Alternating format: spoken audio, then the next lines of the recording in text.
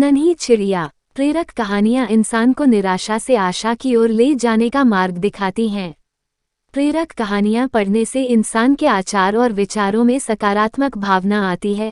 बहुत समय पुरानी बात है, एक बहुत घना जंगल हुआ करता था। एक बार किन्हीं कारणों से पूरे जंगल में भीषण आग लग गई। सभी जानवर देख के डर रहे थे कि अब क्या होगा।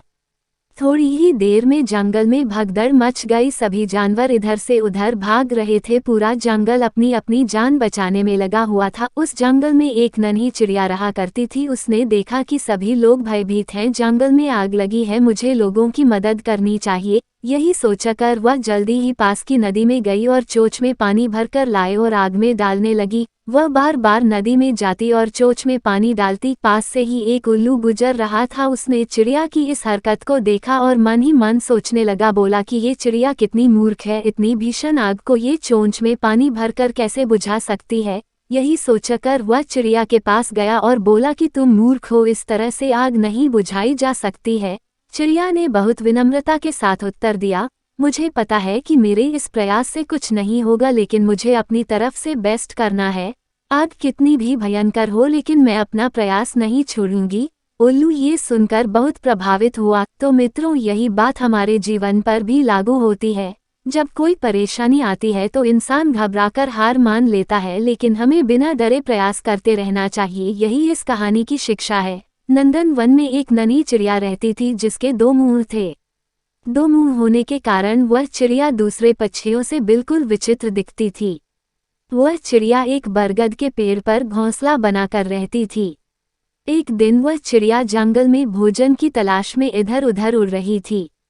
अचानक चिड़िया के दाएं वाले मुंह की नज़र एक लाल फल पर पड़ी। देखते ही उसके मुंह में पानी आ गया और वह तेजी से वो लाल फल खाने को आगे बढ़ी।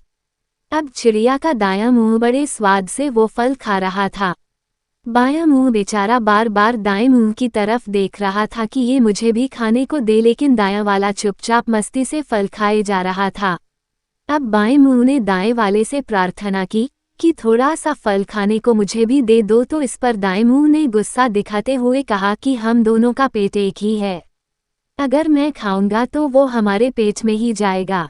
लेकिन उसने बाएं वाले को कुछ खाने को नहीं दिया।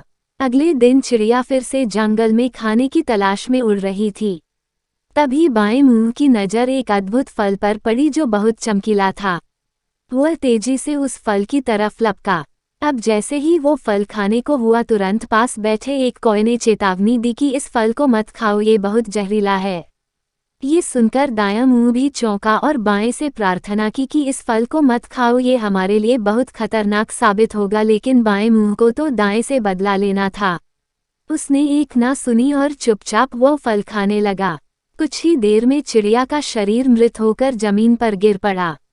दोस्तों, कहानी सुनने में तो आनंद आया होगा, लेकिन जब मैं आपको इसकी शिक्षा बताऊंगा तो आपकी आंखें फटी रह जाएंगी। आजकल के माहौल में देखा जाता है कि एक ही परिवार के लोग एक दूसरे से ईर्ष्या करते हैं, एक दूसरे से दुश्मनी रखते हैं।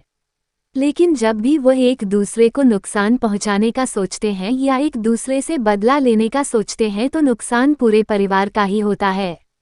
इसलिए एक दूसरे से मिलजुल कर रहें, क्योंकि अगर परिवार का एक भी सदस्य गलत काम करे तो नुकसान पूरे परिवार का होता है।